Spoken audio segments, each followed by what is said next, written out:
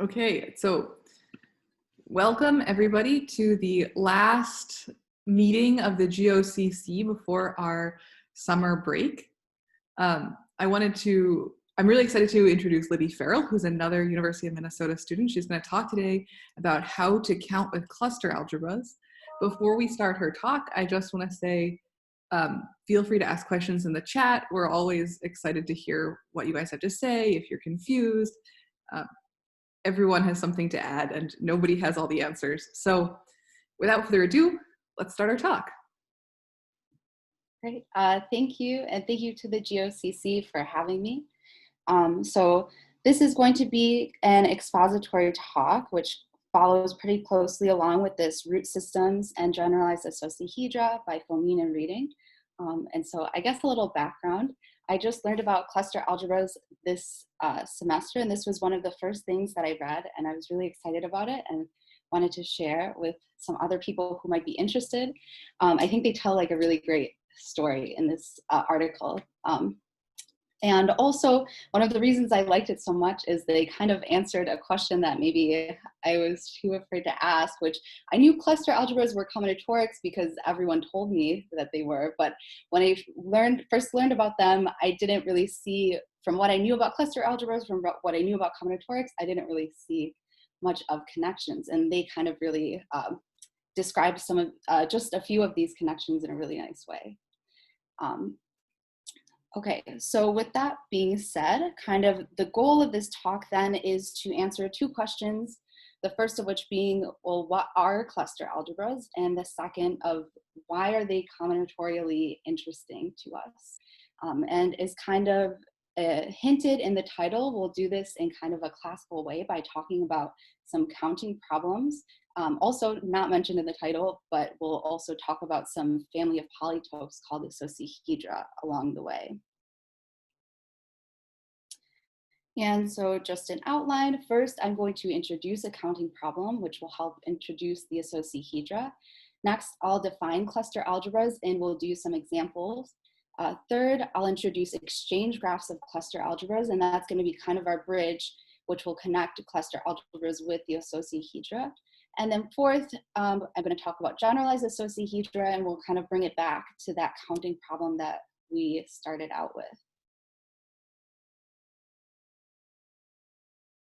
Okay, so the counting problem that I'm going to begin with is ask how many ways can we triangulate a polygon? And so this is how many ways can we cut up our shape into triangles. So for example, if we have a rectangle, there's like two different ways to triangulate that, just the two different diagonals that does it for us. And then I won't draw all these out, but our kind of one more side would give us a pentagon. And it turns out there's 5 different ways to cut that up into triangles. And then for a hexagon, there's going to be 14 different ways, and I won't draw them all.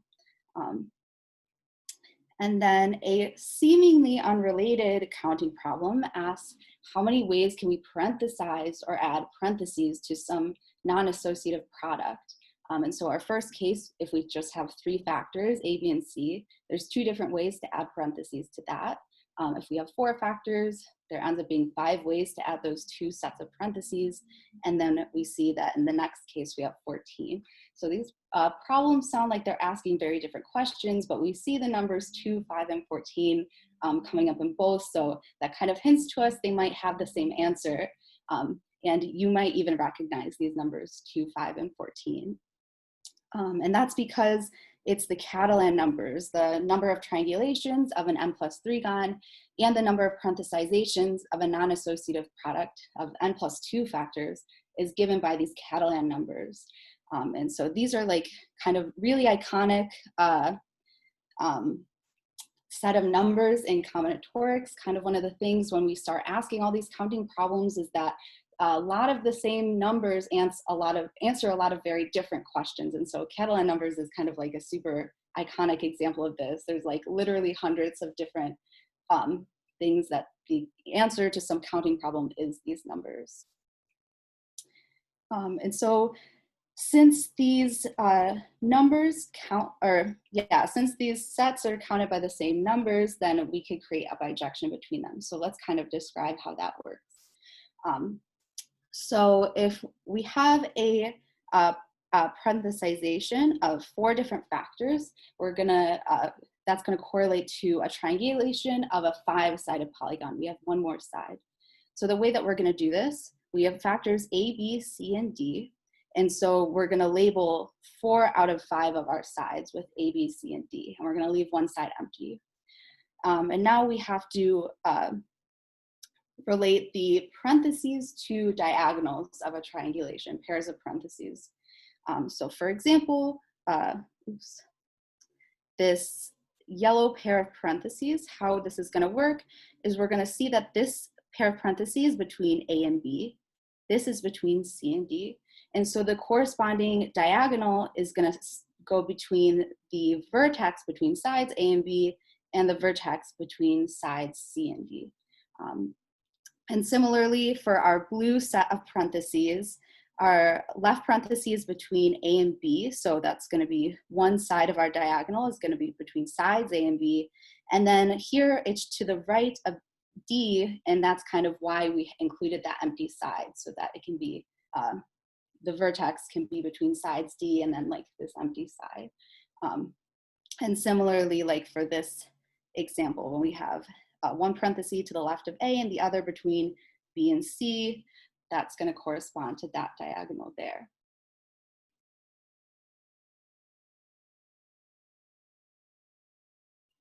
Okay, so we can actually build a polytope with either of these sets. And so one way to do this is to take the vertices as parenthesizations and edges as applications of the associativity axiom. And so what I mean by that application of associativity axiom, I'll illustrate by looking at this edge here first.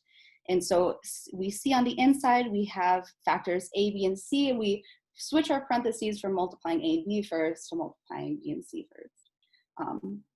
Kind of a less straightforward example would be to look at this edge here, which I've drawn down here.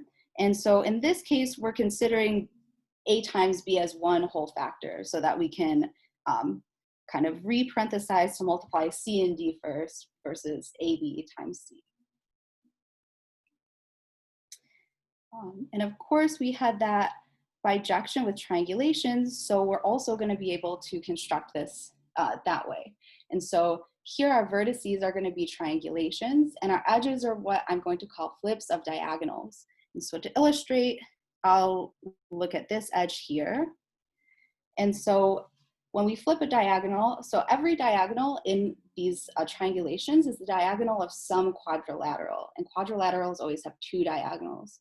So I've highlighted in blue here the quadrilateral that this pink diagonal is in. So if we remove it, we can see that we have another diagonal in that quadrilateral, and so that's how we flip.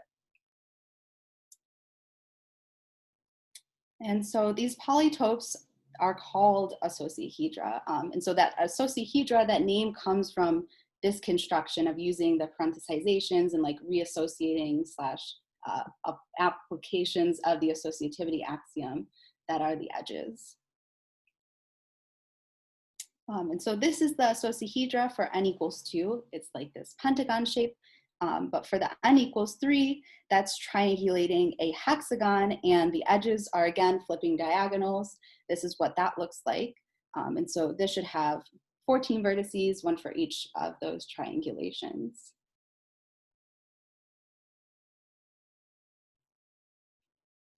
Okay, and so what I want to emphasize about this construction is that in both of our constructions, we have some sort of local move which gets us from one vertex of the associahedron to any other by some sequence of those local moves. So with the triangulations, the sequence of moves is flipping diagonals with the parenthesization. That was this applying the associativity axiom, and we were able to get from one triangulation to any other on that associahedra using a sequence of those moves.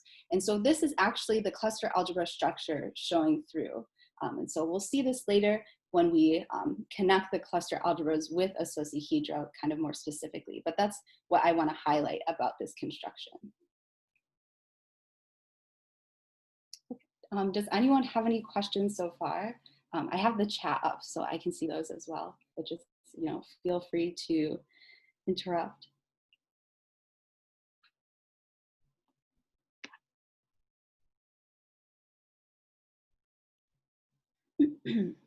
So up next, after we just introduced associahedra, eventually what our goal is going to be is to see how cluster algebras give rise to associahedra. This is just one of the many kind of things that we might be interested in that we can kind of, that cluster algebras give rise to. And so just a couple of kind of well-known examples are like Fluker coordinates of the Grassmannian. That's a special algebraic variety. Integer solutions to certain Diophantine equations. Also double Brujas cells is another example. And so I won't talk about these. We'll just talk about associahedra, but just kind of nice things to know. Okay, so next I'm going to actually define cluster algebras. But before we do that, I want to give like kind of big picture ideas because the definition has a lot of moving parts. And so sometimes it's nice to kind of get the big ideas first. And so the big idea of a cluster algebra is that it's a particular subring of this field of rational functions with rational coefficients. What makes a cluster algebra special are its generators, and we call those cluster variables. So unlike most algebraic objects where we're kind of handed our generators and relations, and that's how we define the thing, with a cluster algebra, we're given some initial data. We call that an initial seed, and then we have to do some work to recursively build or cook up the rest of our generators in this process, which we call mutation. And so kind of, I have drawn like a little mind map to kind of break this down a little bit. So we start, when we define a cluster algebra, we start with an initial seed. And so we have the n tuple of variables, and then this is just some data. And now once we get our initial seed, we're going to start this recursive mutation process to generate new seeds. And so there I've kind of represented it pictorially here. And in the middle, we have our initial seed. And now we have all these like yellow edges emanating from it. And that's kind of representing that recursive mutation process, that all the different directions we can mutate. And so if we follow any one of these, when we mutate a seed, we get out a new seed. We have some different data here. And then the n tuple is everything's the same, except for we've replaced x1 in this case with something we're calling x1 prime. And that's a new cluster variable. And then we take this seed and we can mutate that in any different directions and then take those results and mutate. So that's like this kind of iterative thing that we're doing. And so the cluster algebra is what we get at the end of this whole process. It's the thing that's generated by all the cluster variables and all the seeds. And so that's like this x1 through xn and the x1 primes, xn primes, and anything in those n tuples in this picture. Those are the generators of our cluster algebra.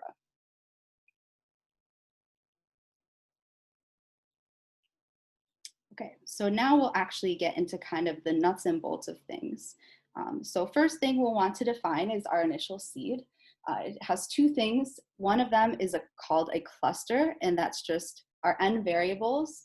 And then the other thing we have is Q. It's a quiver, which is another word for a directed graph, and it's going to have n vertices. So that'll be basically one vertex for all of these variables.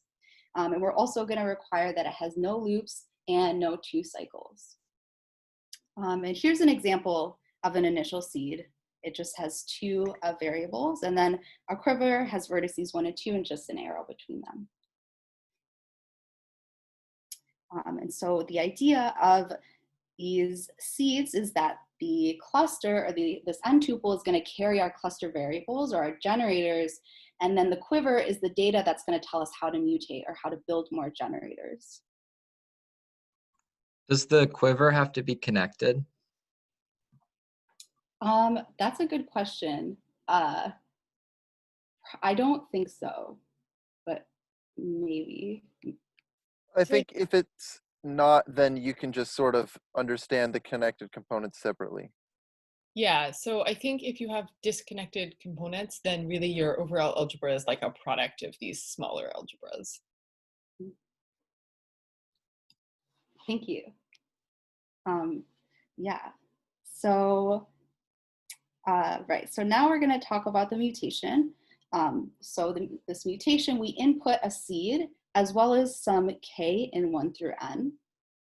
And the output is a new seed where in our cluster, everything is the same except for xk, we've replaced with xk prime, a new cluster variable, and the quiver we've replaced with a new quiver, qk.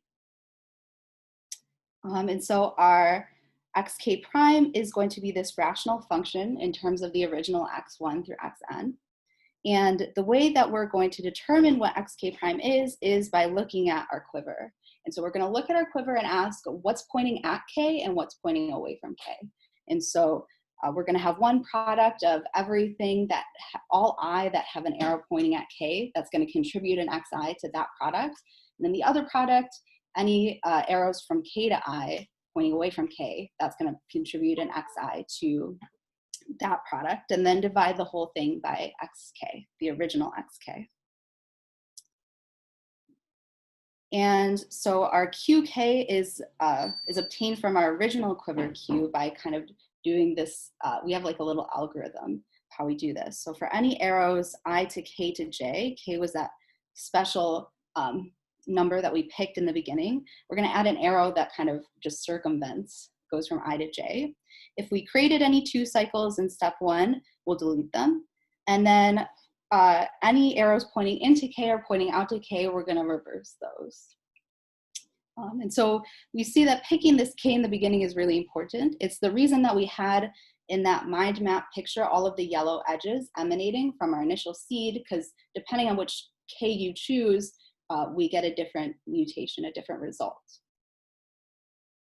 And so kind of just to illustrate how this all works, we'll do an example. So we'll mutate this seed at 1.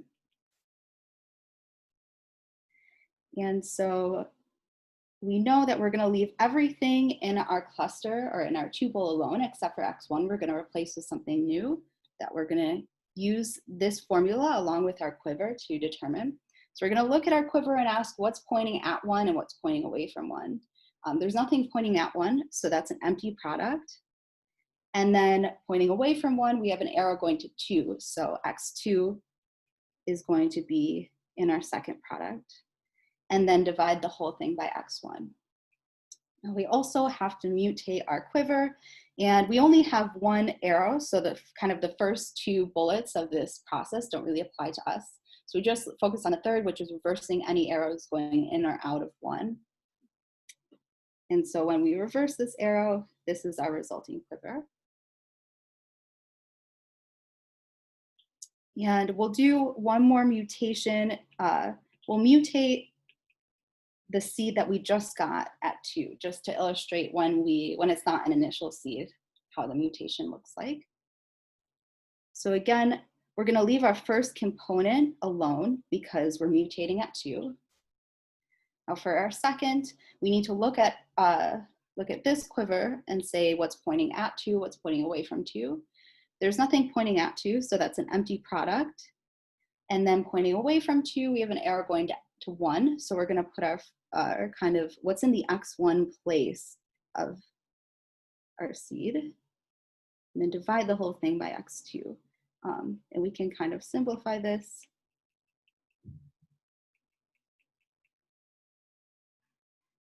And then mutating our quiver, again, we just have to flip the arrow that's pointing away from 2. Does anyone have any questions about like this mutation process or the definition so far?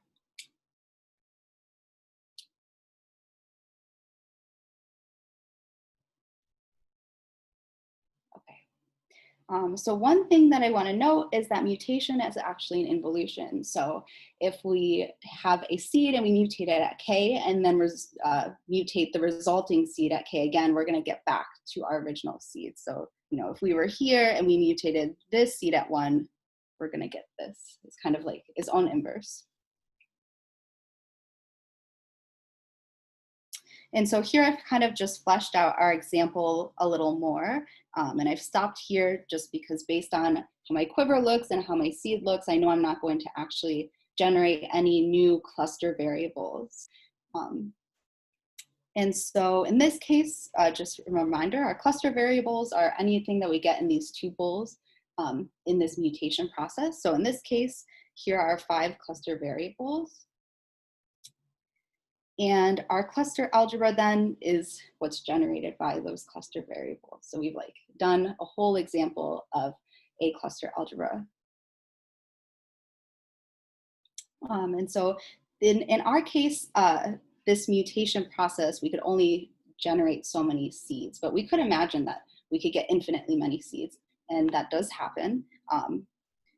But in the case, like our example, when the number of seeds that we can generate from our initial seed is finite, then that's called a finite type cluster algebra.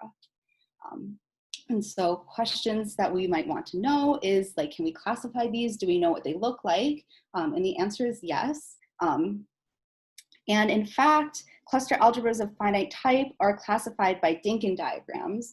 So we love to see it, these iconic things which also classify certain root systems and Lie algebras, reflection groups and Coxeter groups, you know, these kind of really important combinatorial things, they also classify finite type cluster algebras, which is super exciting. And how does that classification work? Well, if the quiver that we, in our initial seed, can be mutated to be a Dinkin quiver, that's exactly when our cluster algebra is of finite type. And so in our case, that was a type A2 cluster algebra.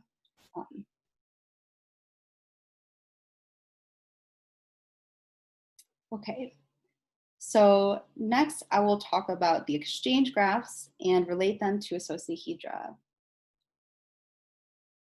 So here's just our example that we were looking at again. And I've highlighted that initial seed and also the last seed that I had up. And so I already said, like, we could kind of tell by looking that we weren't going to generate any more initial seeds, but we can be a little bit more specific about this, is that these seeds are actually the same up to like a simultaneous permutation of our cluster, so of x1 and x2, as well as those vertices of our quiver. If we like swap the first and second position of the cluster and the first and second vertex of the quiver, they are the same seed. And so we give this a name. We say that when seeds are the same under this under some simultaneous permutation like that, they're the same as unlabeled seeds. So if we identify the unlabeled seeds in that diagram that we had, so we had like arrows going whenever we mutated a seed, then our diagram closes up. And so the vertices are the unlabeled seeds and the edges are mutation. And so this is what we call the exchange graph of a cluster algebra, when we have a graph whose vertices are the unlabeled seeds and the edges are mutations. So because mutation was an involution, this is like a nice local move that allows us to get from any vertex of this exchange graph to any other vertex by some sequence of mutations, which is kind of what we saw before with the associahedra and our construction using the triangulations or those parenthesizations. And so it turns out that for cluster algebras of finite type, so that would be when our exchange graph has finitely many vertices, the exchange graph has a really combinatorially nice structure. The exchange graph is going to be a one skeleton of a convex polytope, which is really nice. And so we've already seen a convex polytope, that was the associahedra. And so kind of the hope would be that maybe we can get a class or set or family of cluster algebras whose exchange graph actually are the associahedra. And so that's what we're going to do next.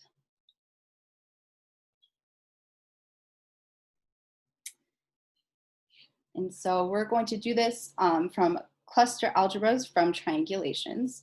And so basically what we're going to do is take triangulations of a polygon and kind of relate them to seeds in a cluster algebra. And so the way that we're going to do this is that our sides and diagonals will correspond to cluster variables. We're going to get our quivers from the triangulations. And the flips of diagonals are going to correspond to mutation of the quiver. Okay, so let me kind of describe with this example. So I've labeled the diagonals 1 and 2, and then my outer edges with 3 through 7. So that will give us a cluster with seven cluster variables. And now the way that we get our quiver, so we're going to have one vertex for each diagonal and edge, or for each cluster variable in this initial seed. And then we're going to look at our triangulation to figure out where to place our arrows. And so we're going to look in each triangle and kind of go clockwise. So here we should have an edge going from 1 to 3, from 3 to 4, and from 4 to 1 in our quiver, which we have here. In this triangle, we should have an edge from 2 to 7, from 7 to 1, from 1 to 2. And here we should have from 2 to 5, 5 to 6, and 6 to 2. And so that tells us how to add the edges to our quiver. One thing that I want to note is that when we flipped, we only flipped diagonals of our triangulation. Like we wouldn't want to flip like this edge 4. That wouldn't really mean anything to us. So if we want flips to be the same as mutation, we're going to want to just not mutate at any vertex besides the one that correspond to diagonal edges. And so this is, we're just not going to mutate there. And in cluster algebra speak, that's called a frozen vertex, when we have somewhere that we just won't mutate at.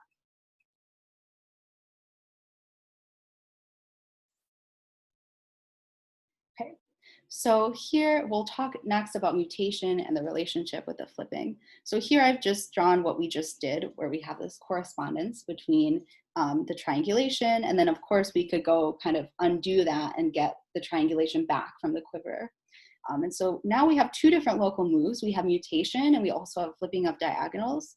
And it turns out if we flip the diagonal and then turn that into our quiver in that process that I described, or if we mutate the quiver and then convert it back into a triangulation, we get the same thing.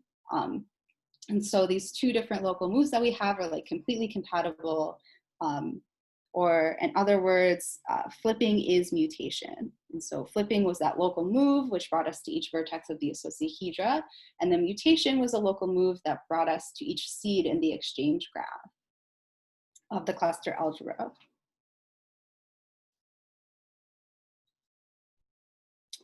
And so the exchange graph of the cluster algebra that we get from triangulating this m+3 gun is actually the associahedron, kind of because of this correspondence that we just kind of went through.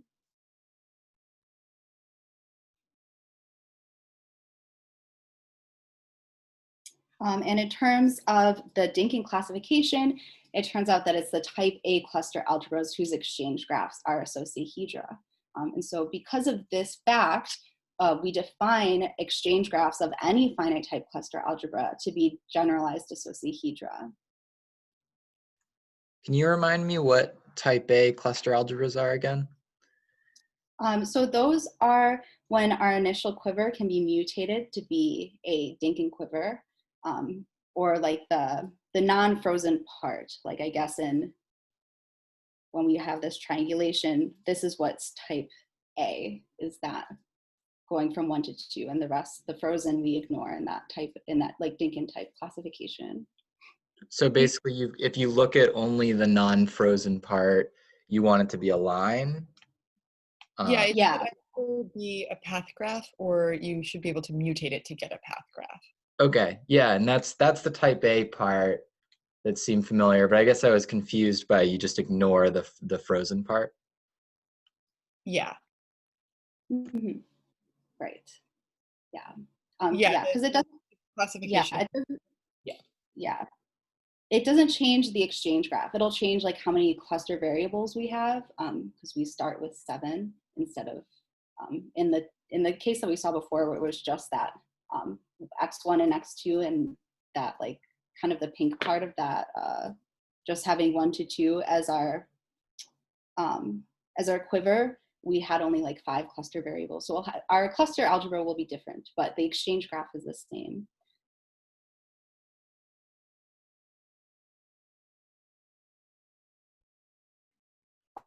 Yeah, does that answer your question, Alex? Yeah, definitely. Thanks. Okay, thanks. Right, so the type A case, the exchange graph gives us the associahedra, and then for that reason, we define the exchange graph of any finite type cluster algebra to be the generalized associahedra. So now we'll talk a little bit at the end about the generalized associahedra, because we started with this nice counting problem, which was really counting the number of vertices of the associahedron, although we kind of did it in a cute way by talking about triangulations or parenthesizations. And we saw that those are counted by the Catalan numbers. And so now that we've generalized the associahedron, we can ask, what does the number, like the number of vertices of that generalized associahedron, what is that? Is there anything interesting? And we can, just as we've kind of generalized the associahedron, we could think of this number here as kind of generalization of Catalan numbers.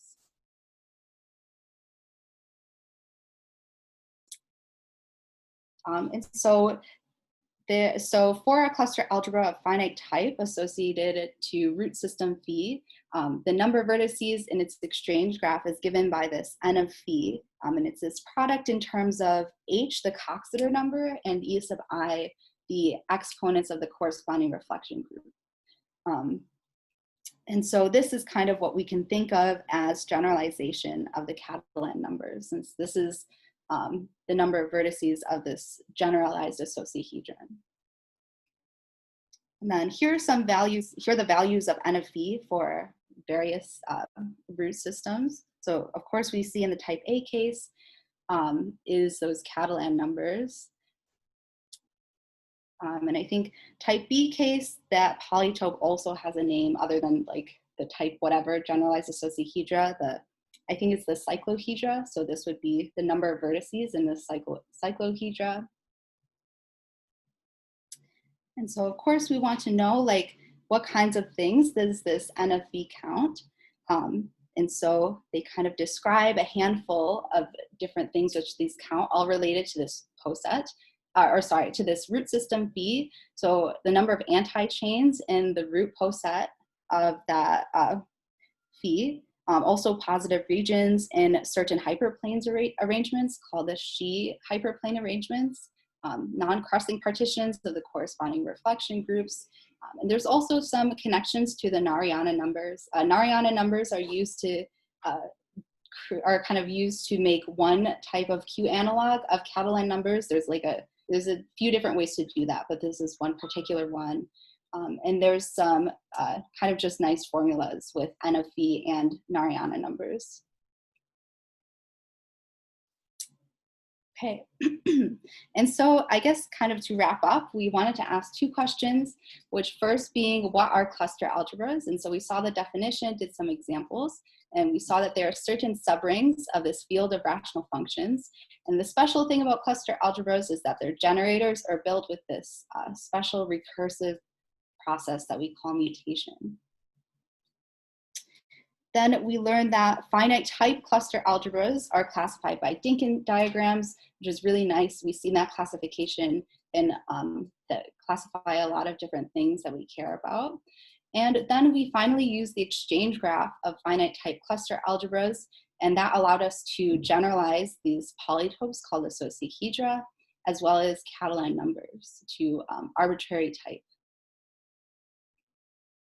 So that is the end, and I also have some references or further reading for these topics. Great. Thank you, Libby, for a wonderful talk. Let's give Libby a round of applause. either with the reaction emoji or with visual applause. Are there questions for Libby? So I know that some of the, I forget if it's like Dinkin diagrams or some other classification, whether they're simply laced or whatever, but there's something where you end up with numbers on the edges sometimes. Can you do anything with cluster algebras for those types of diagrams? I guess I'm not exactly sure what you're talking about, but possibly there. So I think we don't always have to start with a quiver. To be slightly more general, we could have a matrix. And I think that the classification with that has to do with some Cartan matrix. I think that might be possibly kind of, with the Cartan matrices, we can like weight the edges maybe. Cool. Yeah, I just know there's something in like root systems where you end up with like numbers that will determine what power you have to take, like the generators to get the identity. Well, so for example, this happens in the type B case, which is this was also mentioned in the talk here. Except for that, you don't usually use like just a quiver. There's this matrix also, as Libby was saying. Okay, cool.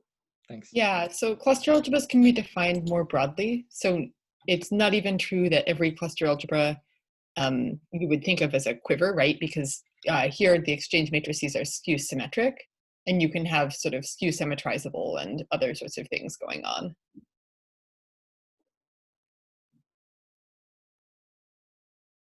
And so maybe to answer what I think was part of your question, when you have these like integer weights on the edges, so the edge weight isn't just one, then that's going to show up in your exchange relations as like raising something to an integer power instead of just having one factor in the products. Cool, thanks.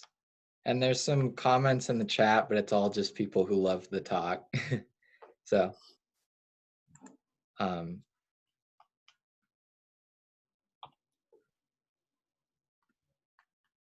Great. If there are no other formal questions, let's thank the speaker again, and then we can, I guess, end the recording. So let's thank the speaker. Let's either with the clap emoji or with hands clapping or both. Yeah.